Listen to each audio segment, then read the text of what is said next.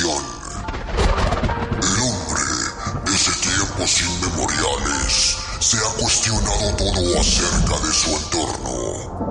La luz, oscuridad, cielos, estrellas, mares y bosques. Quiso comprender lo que le rodeaba, y fue así como nacieron los dioses y las religiones. Roca, madera y metales preciosos los representaron y se rindieron culto. Pero entonces surgieron más preguntas. ¿Quiénes somos? ¿Por qué estamos aquí? ¿Y a dónde vamos? Y entonces la humanidad se dio a la tarea de buscar dichas respuestas. Bienvenidos a Veritas de Universos.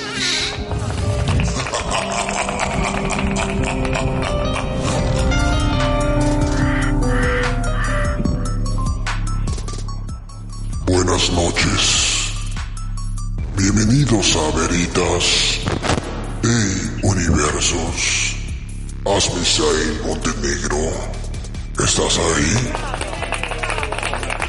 Padrino, buenas noches, ¿cómo estás? Bien. Aquí, atento a lo que vayas a decir esta noche. Hace mucho tiempo que no te veo por el templo.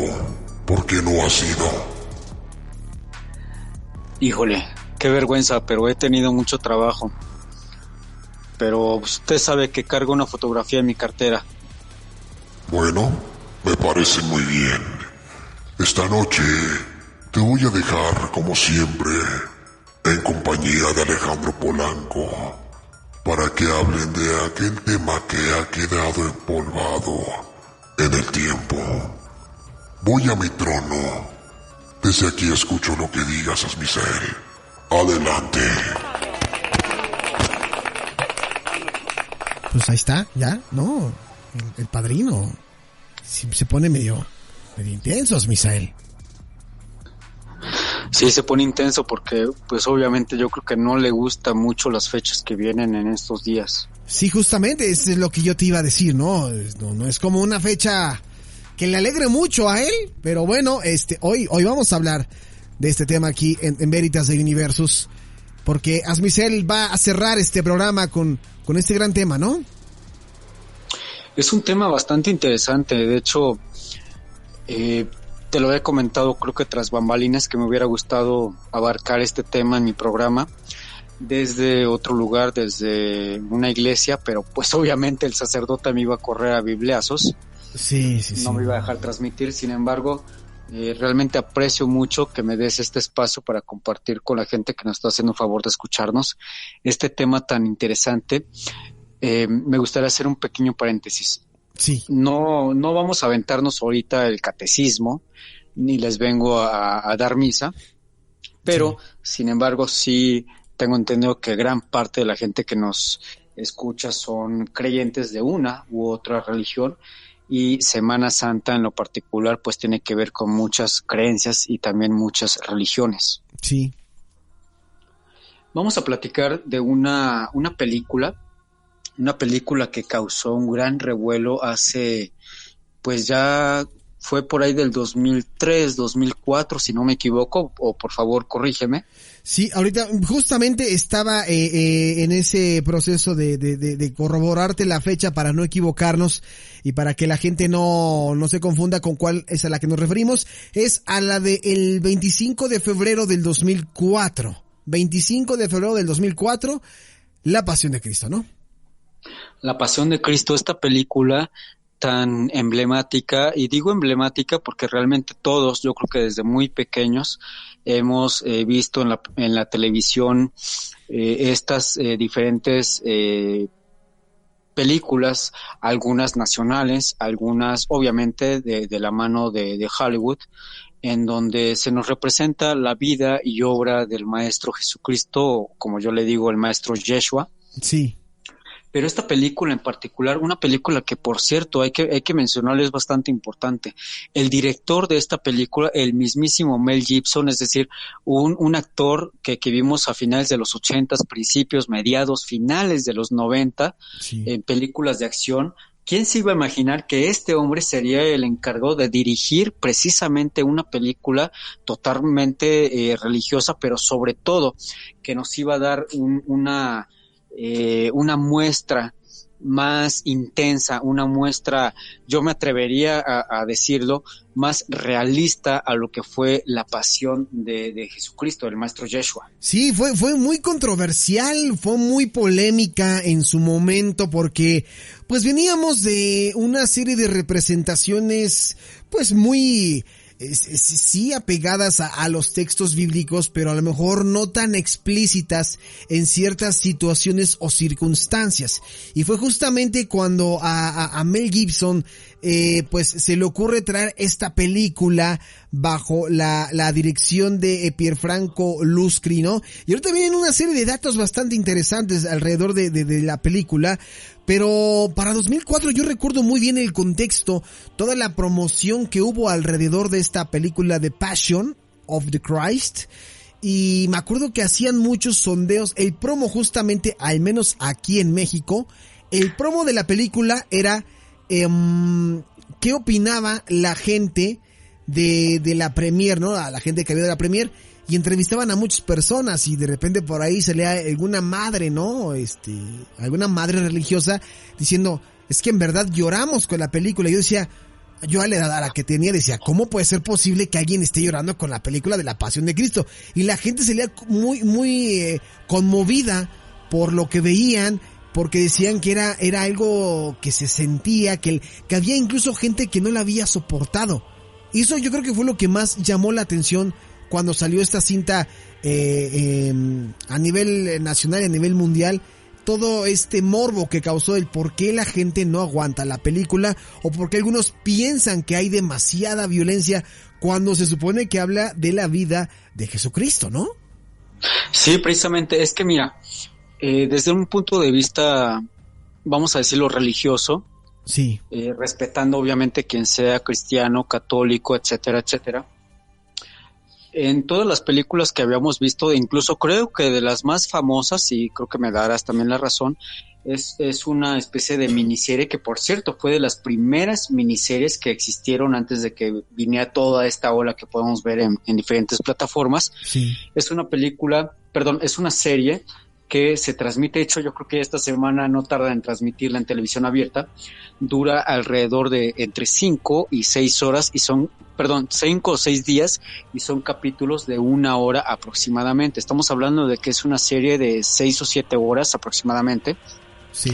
Que si tú la ves de corrido, pues se te hace súper pesada. De hecho, la película de la vida de Cristo es una de las más reconocidas en el ámbito de Hollywood por la actuación del personaje, también por el dinero que le apostaron, porque la verdad es que aventaron la casa por la ventana cuando decidieron hacer esta pequeña miniserie de la vida de Cristo. Sí, sí. Pero en todas estas películas, incluyendo también las mexicanas, pues se habían centrado o puesto atención más en ciertas partes de la vida del Maestro Yeshua, es decir, desde su concepción, cuando vienen estos sabios de Oriente que llegan a Belén, el nacimiento, la persecución de Herodes, y cuando comienza a predicar y hacer estos milagros, y ya finalmente esta parte donde él finalmente es apresado, enjuiciado y condenado a muerte, nos lo hicieron ver todas estas películas de una manera un poco, y yo me atrevería, y perdón por la gente que me está escuchando, pero un poco fantasiosa, es decir, un poco salida de la realidad. Pero Mel Gibson, él trató, y creo que lo logró, la verdad, a mi punto de vista personal, rompió todo este estigma que se tenía de todas las películas de la vida y de la obra del Maestro Yeshua, centrándose sobre todo en esta última parte de la vida de él, que es el Calvario, desde que es arrestado hasta que finalmente pues muere en esta cruz. La realización de la película fue muy, muy dura, pero también muy interesante desde el punto de vista, vamos a decirlo, antropológico, histórico y religioso, porque Mel Gibson, hay que decir que el guión constaba de casi 20 páginas nada más, que para un guión de una película es algo de locura. Es decir, tú no puedes grabar una película con 20 páginas nada más. Claro. Es irreal, es insoñable. Mel Gibson lo hizo. ¿Y qué eran casi estas 20 páginas? Bueno, pues era básicamente el conjunto de los 4 evangelios del Nuevo Testamento, en donde se narra la vida, obra, muerte y resurrección del maestro Yeshua. Sí. Aparte de tener a la mano pues las páginas de la Biblia, Mel Gibson, a bien, se rodeó de gente totalmente experta en el tema histórico, antropológico y religioso. Gente cristiana, gente judía, gente versada en latín, en hebreo, en griego, porque esta película está subtitulada, es decir, en español, y también fue subtitulada en inglés, porque la película está prácticamente, yo me atrevería a decir que el 85% de la película fue grabado y fue hablado en arameo antiguo, el idioma que hablaba el maestro Yeshua, y solamente unas pequeñas partes fueron habladas en latín cuando los soldados romanos entran en pantalla, y en griego antiguo también. Entonces, Mel Gibson apostó pero recio. O sea, él no quiso hacer una versión mocha, una versión que le faltara algo. Es decir, Mel Gibson se fue con todo.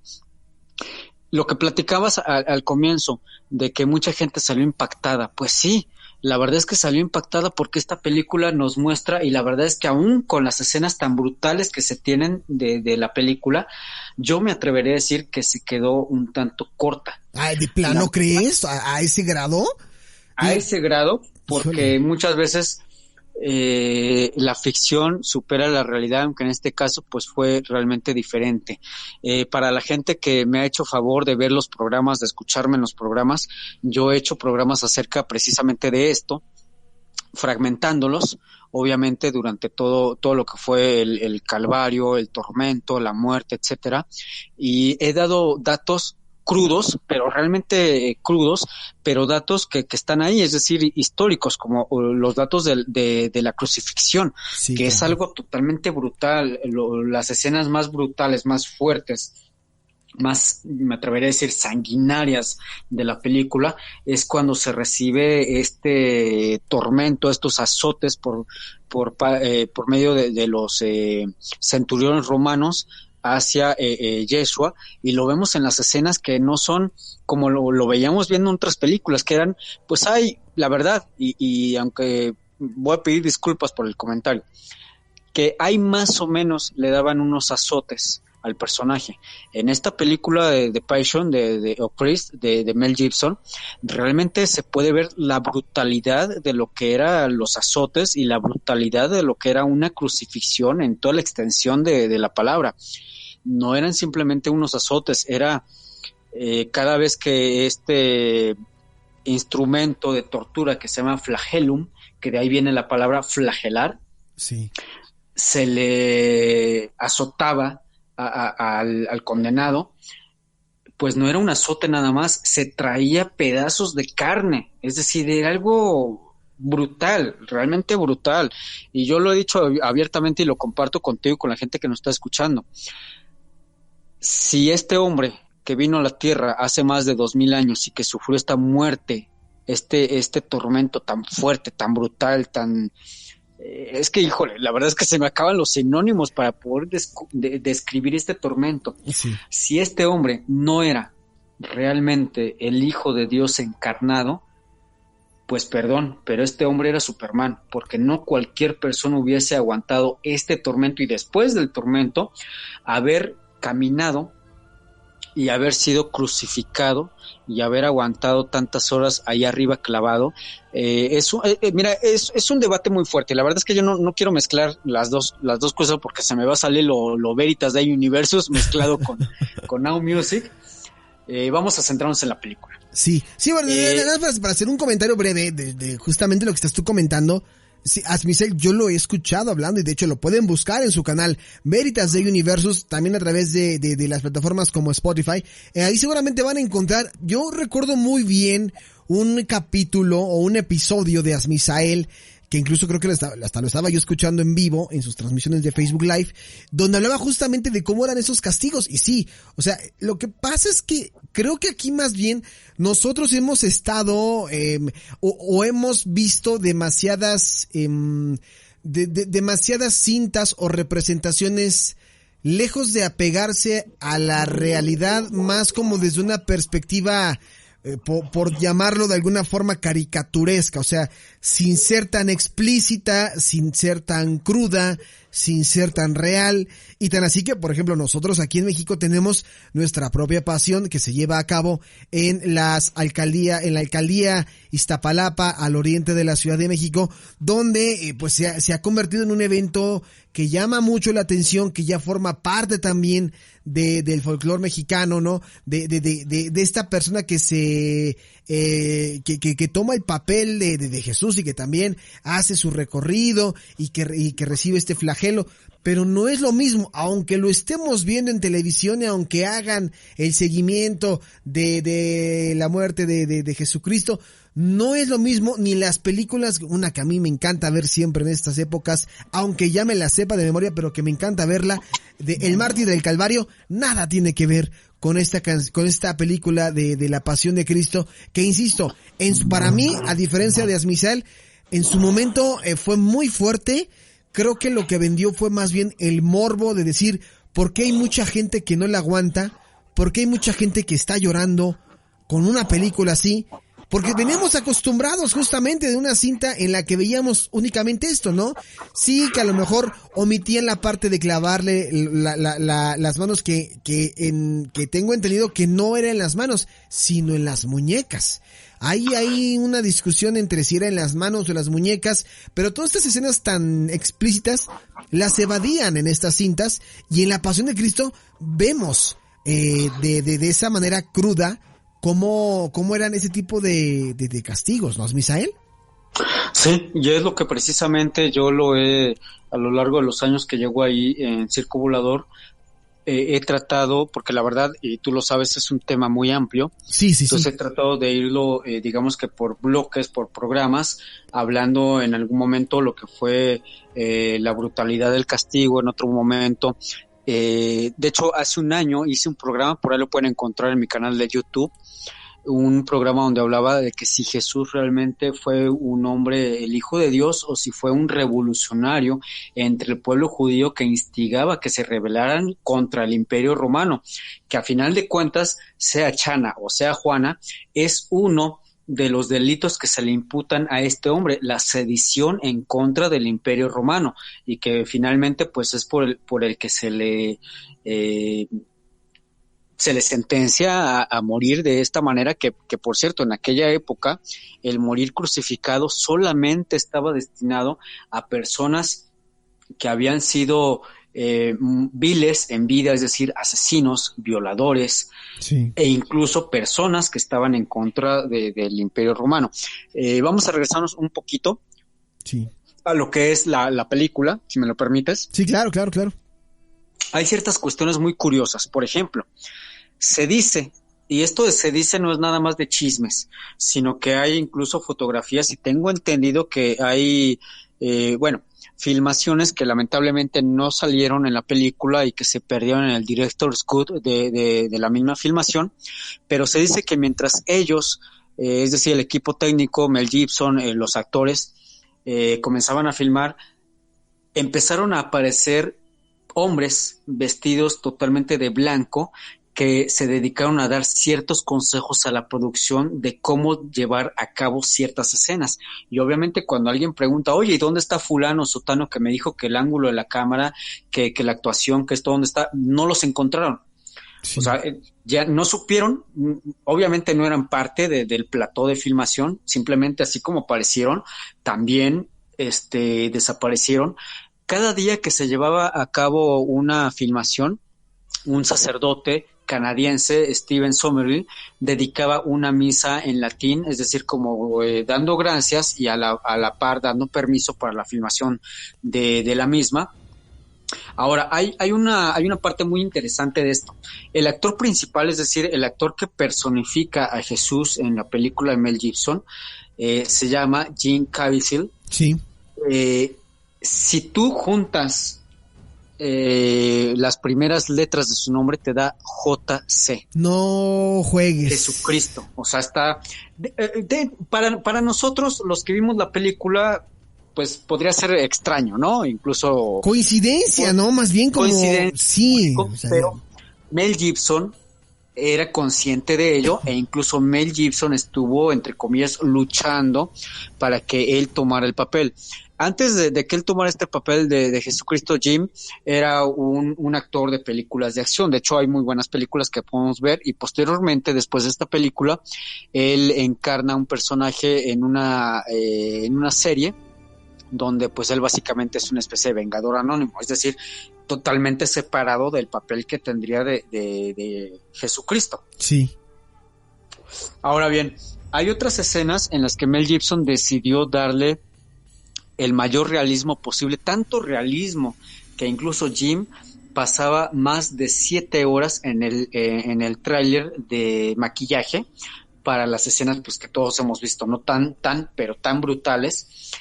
Y la escena en donde le dan a cargar esta cruz, déjame decirte que no era una cruz de fibra de vidrio ni de polietileno, es decir, no era utilería, era una cruz real, era una cruz que pesaba 75 kilos. ¡Wow! El actor realmente sintió lo que era cargar ese peso, imagínate, ¿no? Uno apenas si puede con medio bulto de cemento. Sí. Pero imagínate, 75 kilos cargándolo a cuestas, y pobre de ti que te equivoques, porque estamos filmando, es decir, ahí no hay, bueno, obviamente sí hubo segunda, tercera toma, sí, pero lo importante era tomarlo a la primera. Otra de las cuestiones importantes, por ahí si tienes el dato, por favor, la actriz que personificó a María, la madre de Jesús, en ese momento se encontraba embarazada y ella no lo sabía. Ella se enteró hasta que iban a la mitad de la filmación. Sí. Es una actriz europea, no recuerdo ahorita exactamente el país al que pertenece, solamente recuerdo que ella hablaba rumano y que en una mañana, cuando ya estaban dispuestos a filmar, esta actriz se le acerca a Mel Gibson y en un acento rumano que podríamos compararlo con un ruso y un inglés mezclado, es decir, un acento muy muy marcado, le tomó las manos a Mel Gibson, puso sus manos sobre su vientre y le dijo: llevo un niño en mí. Y Mel Gibson lo ha contado en innumerables ocasiones que eso le heló la sangre, o sea, se puso en blanco la mente de Mel Gibson cuando escuchó eso, porque nadie estaba enterado, de hecho ni siquiera ella lo sabía, ella se enteró, como te había dicho, a mitad de la filmación. De la filmación. Maya Morgenstern, ella es. Gracias por el dato.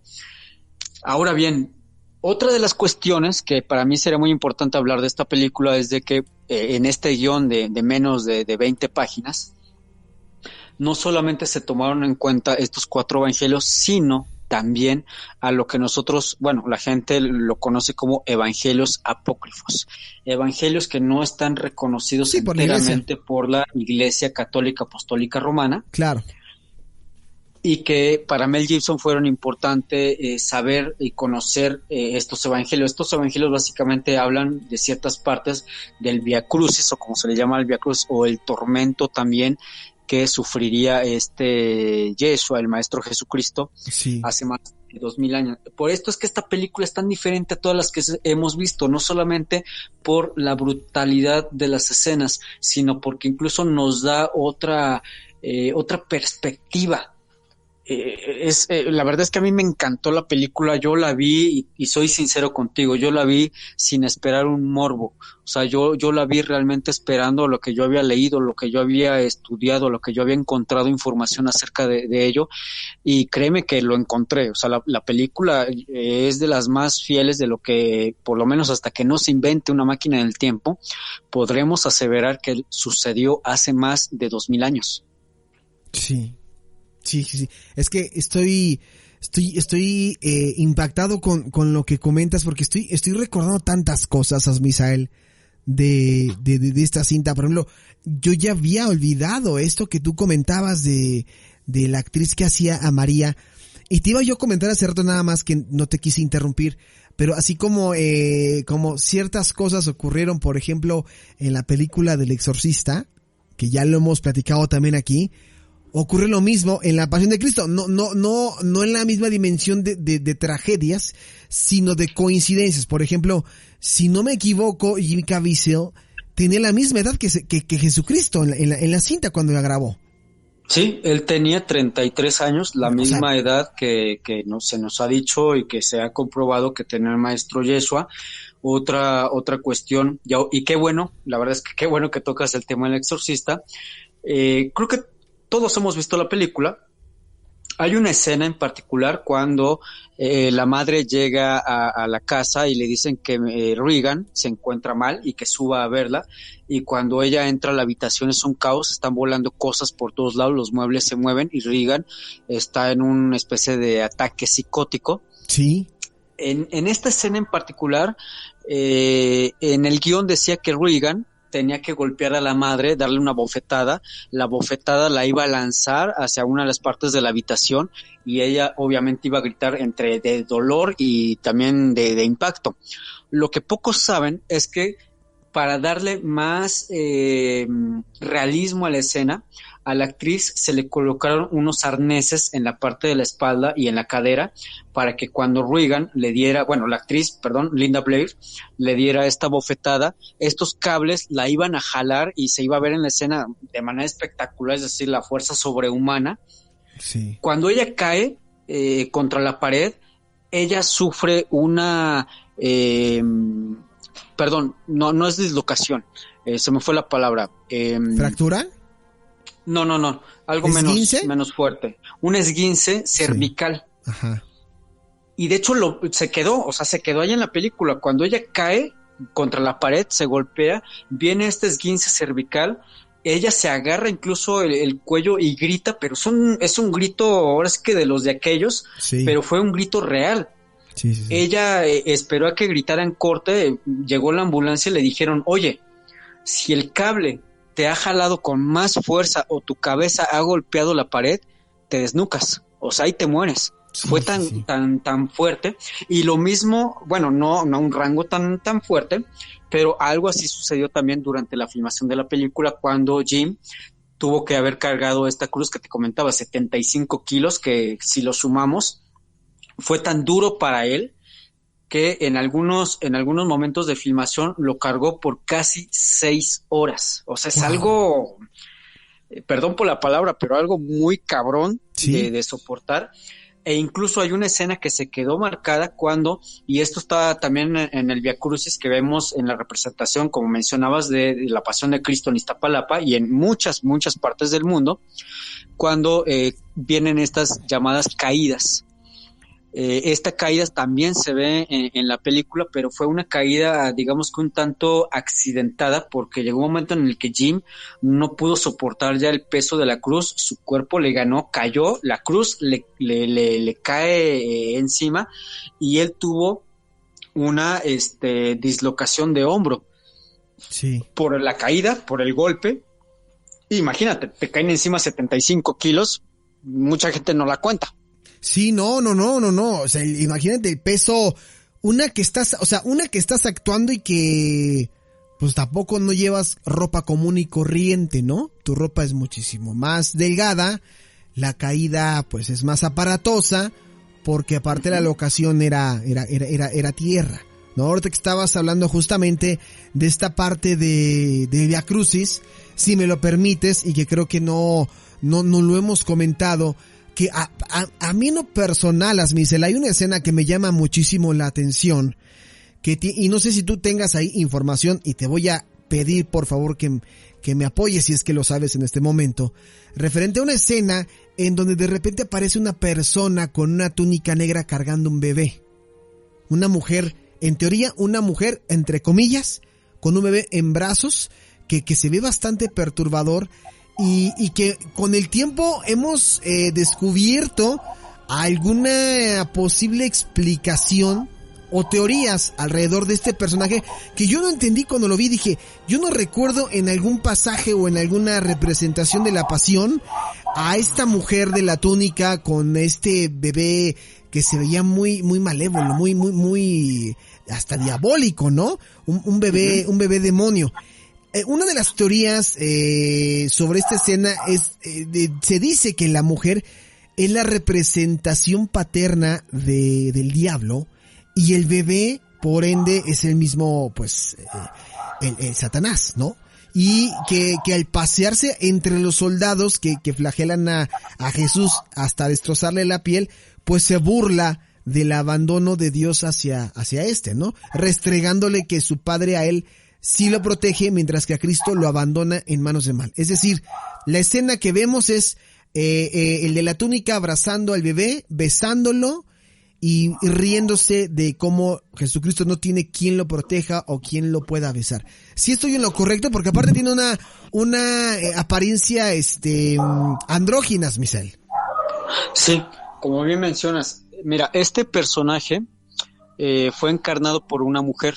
Sí. Lo que nosotros vemos en escena, presumimos que es un hombre. Sí. Y sí, de hecho Mel Gibson, cuando se le cuestiona en entrevistas, él comentaba que a pesar de que esta aparición de este personaje en particular no aparece en ninguno de los 4 evangelios, ni siquiera en los evangelios apócrifos, sí, es precisamente Satanás. Sí. Satanás, el mismo que 3 años atrás, cuando Jesús comienza su ministerio de predicación, se le aparece, lo lleva al desierto y lo tienta y lo trata de pues desviarse de la misión que él tenía de haber venido aquí en la tierra. Sí. Entonces una de las diálogos que da este ser en la película le dice si realmente vale la pena. Le dice, ¿realmente vale la pena lo que estás pasando? Sí. ¿Crees que puedes cargar con todo el dolor, con todo el sufrimiento y con todos los pecados del mundo? Y precisamente en esa escena es cuando en la película Yeshua se levanta, carga la cruz y continúa su camino. Sí.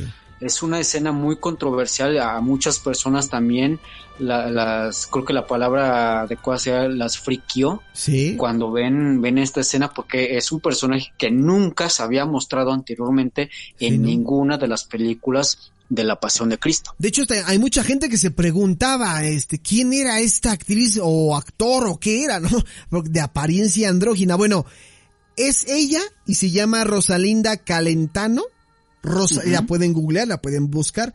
Rosalinda Calentano, actriz italiana, quien interpretó el papel de Satanás y que es hija de un actor y un artista italiano también llamado Adriano Calentano. Pero bueno, ahí está para que ustedes vean esa imagen perturbadora que sí nos sacó mucho de onda cuando la vimos, que yo creo que también fue parte como de esta reacción de la gente, ¿no? Sorprendida porque no sabían si estaban viendo una película de terror o qué estaban viendo en ese momento. Hoy, bueno, pues ya sabemos de qué va la película, pero sí es una película fuerte, Misael. Sí, la verdad es que es muy fuerte. Yo he conocido gente sumamente religiosa, sobre todo mujeres, y que no suene misógino mi comentario, sí, pero también personas de la iglesia, sacerdotes, sí, que me han dicho, no aguanté la película. Sí. O sea, no la aguanté. Me conmovió tanto, me dolió tanto ver las escenas que no soporté terminar de verla. Y que esto venga de una persona como un sacerdote, o que venga de una mujer que toda su vida pues la ha dedicado a estar cada domingo en misa, a rezar, etcétera, te dice mucho. Sí. Es una película que yo les recomiendo bastante para esta Semana Santa, sean ustedes creyentes, no creyentes, cristianos, católicos, testigos de Jehová, etcétera, etcétera, etcétera. Yo se lo recomiendo mucho desde el punto de vista cinematográfico, histórico, religioso, antropológico.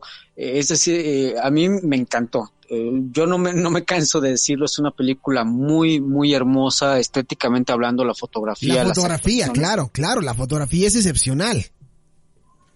Y sobre todo lo que más me gustó es de que Mel Gibson hizo un gran esfuerzo para lo que nos mostró en pantalla fue, y repito, hasta que no tengamos una máquina del tiempo, una representación más fiel, más a lo que realmente sucedió hace más de 2000 años, tomando en cuenta o no tomando en cuenta que el hombre que sufrió ese tormento fue o no el Hijo de Dios, la representación o no, pero sí te deja pensando muchas cosas.